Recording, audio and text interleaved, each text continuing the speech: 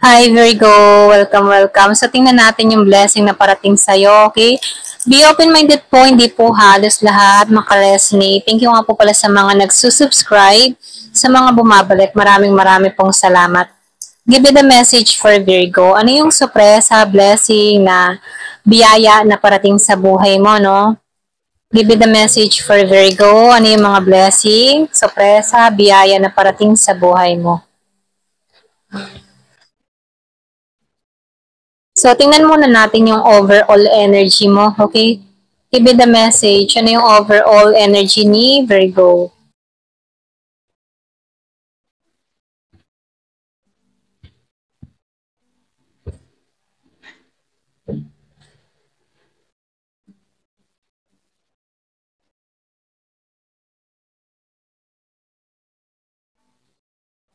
So, dito, lumalabas dito, mapalad ka, Virgo. Kasi nakikitaan ko dito, marunong kang umunawa. Hindi halos lahat ng tao marunong umunawa, no? Kaya dito, mapalad ka kasi alam mo yung patakaran.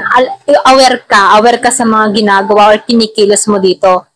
So, nakikitaan ko dito, very understanding kang tao. Kahit may mga nakakasalamuha ka na tao na kung saan hindi mo minsan maintindihan, nakikitaan ko dito yung pangunawa mo, okay? Kasi dito, nakikitaan ko dito, practical kang tao. Hindi ka palapatol. Ito lang nakikita ko. Kumbaga, hindi mo binababa yung standard mo, lalo-lalo na kapag ang tao ay hindi mo maintindihan, ano? So, dito, lumalabas din dito na pagdating sa kaperahan, stable ka, okay?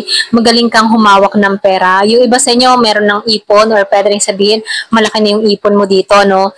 So, nakikita ko dito, stable yung pamumuhay mo, stable yung trabaho mo, okay yung daloy ng kaperahan mo. Kasi dito, ikaw yung tipo ng tao na hindi ka nagiging padalos-dalos sa mga desisyon or sa mga ginagawa mo, no? Nakikita ko dito yung talino mo, lalo-lalo na sa paghawak ng pera mo, okay? So dito nakikitaan ko dito may direction kang ginagawa. So nakikita ko dito nagiging kang maingat, okay? So dito sinusunod mo yung inner voice, inner guidance mo, okay? Lalo-lalo na sa mga pagpapasya mo. Pwedeng yung iba sa inyo likas na madasalin kang tao. Kaya nakikita ko dito yung direction na ginagawa mo. So marami ka na ritong tinanggalan, marami ka nang inalisan. Kapag toxic yung tao, hindi mo to pinagtutuunan ng pansin, ano? Nakikita ko dito na nagtatagumpay ka sa mga hakbang na ginagawa mo. So, lumalabas din dito, likas ka din pala kaibigan, ano? Pero kahit likas kang pala kaibigan, hindi ka basta-basta din nagtitiwala. Pwedeng mapili ka rin sa kaibigan na kinakausap or sa gusto mong samahan, ano? Kumbaga, nakikitaan ko dito, hindi mo rin naman kailangan ng maraming kaibigan. Basta, meron kang kaibigan na totoo, sapat na yun sa'yo. Isa, dalawa, o tatlo, hindi mo kailangan ng grupo. So, lumalabas din dito na marunong kang kumilatis, marunong kang tumingin kung alin yung totoo para sa'yo, okay? So, ito lang nakikita ko. So, pagdating naman sa yung kaperahan, kontento ka, kasi dito mapalad ka, swerte ka pagdating sa pera, kaya meron kang kakontentuhan. The more na nagiging kang kontento sa mga blessing na dumarating sa buhay mo, mapalaki, mapaliit, lalo kang binibless kasi andun yung kakontentuhan mo. Hindi ka naghahanap, hindi ka nagiging mapaghangad. Okay? So, may kakontentuhan ka.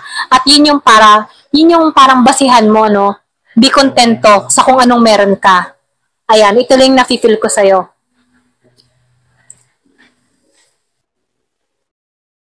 So dito, nakikitaan ko dito, no, yung iba sa inyo, meron ka ding experience sa relasyon na hindi naging maayos, hindi naging maganda. Pwedeng meron ka ding mga pinagdaanan, pwedeng nakaranas ka din ng hiwalayan, ano. So lumalabas dito, meron kang naranasan dito na pait ng kahapon. Meron akong nakikitang nasaktan or nasaktan ng labi sa kanyang mga pinagdadaanan, no. Yung iba sa inyo, meron kang kadiling na Gemini, Aquarius, or Libra na nagbigay ng pasakit, pwedeng hanggang ngayon may lamat pa rin to. Nakikitaan ko dito yung hidwaan, merong ding pag-cheating or merong ibang tao na involved dito sa pangyayari na to, na kung sana nagbigay sa'yo ng pasakit, okay? Pero ganun pa man, nakikitaan ko dito, nagkakaroon ka ng pangunawa dito sa sitwasyon na to, no? Kahit nakaranas ka ng ganito, mas tinitingnan mo yung positive side na kung saan tinatanggap mo to ng maluwalhati, na kung saan may dahilan kung bakit ito naranasan mo, okay? So, ito na yung nakikita ko, no? Nagkakaroon ka ng malawak na pangunawa sa sitwasyong kinakaharap mo. Ayan. So, meron ako nakikitang pagkikitang muli. Dun sa iba, meron kang kadiling na Aries, Leo, or Sagittarius. Pwedeng nasa long-distance relationship ka mula sa tao nito. Meron ako nakikitang pagkikita sa gradong pagkikita. Ito lang nakikita ko. Pwedeng dito ka ikasal sa tao nito, or pwede rin sabihin, meron tong proposal sa'yo, okay?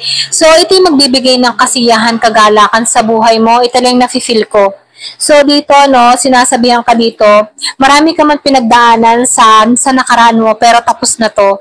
Yung iba sa inyo nakaranas ka din ng malinlang, okay? Kung meron kang kadiling na Scorpio, siya yung tipo ng tao na maraming sinekreto sa'yo, pwedeng marami tong mga nilihim na kung sana no, may nagtaka ka rin dito. So nakikitaan ko dito, merong pagsisinungaling, meron siyang nilihim, or pwede rin sabihin, merong mga tinatago. Kung meron kang kadiling na Scorpio, meron ako nakikitang lihim na nakakapaloob dito. Ito lang yung nakikita ko.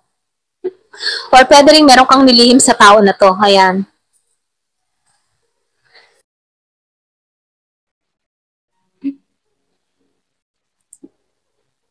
So, dito, no, lumalabas dito, yung bang para kang mentor, okay? Marami ka ng napagdaanan, nagiging ka ng matalino sa mga ginagawa sa hakbang mo, okay? So, kasi dito, nagiging kang malawak yung pangunawa mo. Ito lang yung nafe-feel ko. Kaya, pagdating naman sa paghahawak ng kaperahan, ano, magaling ka magtago, magaling kang humawak ng pera, matagumpay. Pwedeng yung iba sa inyo matagumpay kang tao. Pwedeng meron kang business, or pwede rin sabihin na meron kang mga napupundar na, no, dahil sa kagalingan mong humawak ng kaperahan. So, dito, pwede kang maging mentor, lalo-lalo na kung paano makaipon, ano, kumbaga pwede kang makatulong sa ibang tao kung paano yung strategy na ginagawa mo, kung bakit nakakaipon ka ng malaki at maayos na pera, ganyan, ano. So, nafe-feel ko dito, meron ditong mentor, okay?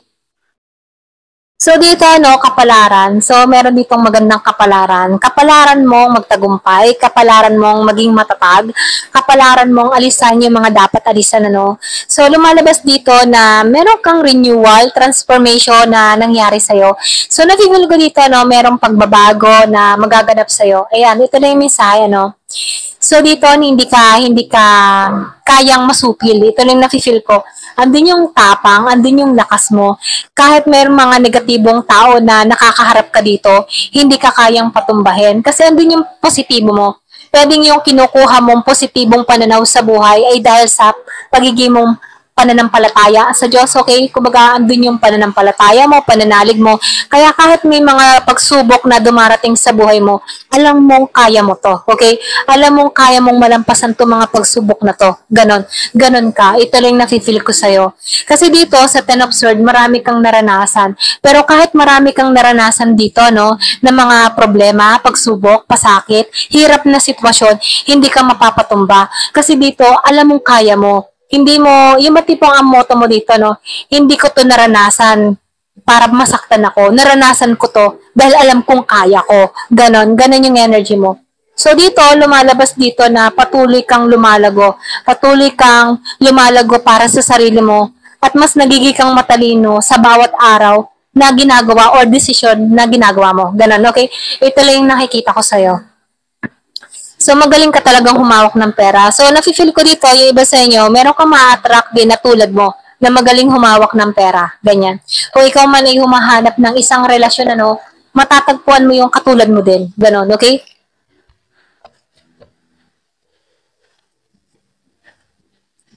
Find your inner strength. Yung iba sa inyo, yung sinabi ko nga kanina, no, yung lakas mo, yung katatagan mo, sa panalangin mo, sa pagtitiwala mo sa Diyos. So, lumalabas dito, no, yung katatagan tapang mo, talaga nagmumula sa taas, nagmumula sa iyong pananampalataya.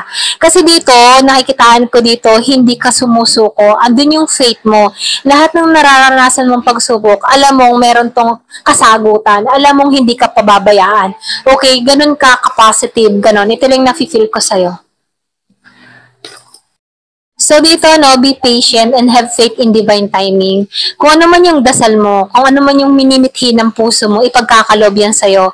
Okay? Kung ano yung minanais ng iyong puso, kagustuhan mo, ipagkakalob to sa iyo, in divine timing, okay? Kaya sinasabihan ka dito, magtiwala ka, no? Huwag mo susukuan yung pananampalataya or pananalig mo dito. Kasi itong gantimpalang ito, malaki yan. Lalo-lalo na kung ang nagpo-proseso ay si divine or si God, okay? So, magtiwala tayo sa kanyang proseso. Huwag tayong magmadali, ano? Ito lang yung mensahe, no? Kasi makakamtan mo yung hinahangad ng puso mo. Practice self-care. So dito no, hindi lang basta yung hinahangad ng puso natin ang kailangan ano, kailangan din nating alagaan yung ating mga sarili. So dito tinuturuan kang i-nurture mo yung sarili mo, i-restorate yung ating sarili, kumbaga i-recharge natin, okay? Kumbaga ito na yung time para tanggalan yung mga dating lumang gawain, mga ganun ano. So dito meron ako nakikitang rejuvenation. So rejuvenation parang kumbaga sa balat ano, nagtutuklat, nagbabalat-balat, nagre-renewal, okay? So, nakikita ko dito, merong company bago, nagiging kang mabuting tao. Habang tumatagal, nagkakaroon ka ng pangunawa, habang tumatagal, lalo kang lumalago, habang tumatagal, lalo kang nagkakaroon ng katatagan, okay? Ito lang yung nafe-feel ko, no? Nag-grow ka habang tumatagal. Ganon yung energy mo. Ito lang yung nafe-feel ko sa'yo. Ayan, hanggang dito na lamang po. Thank you for watching. Love and peace.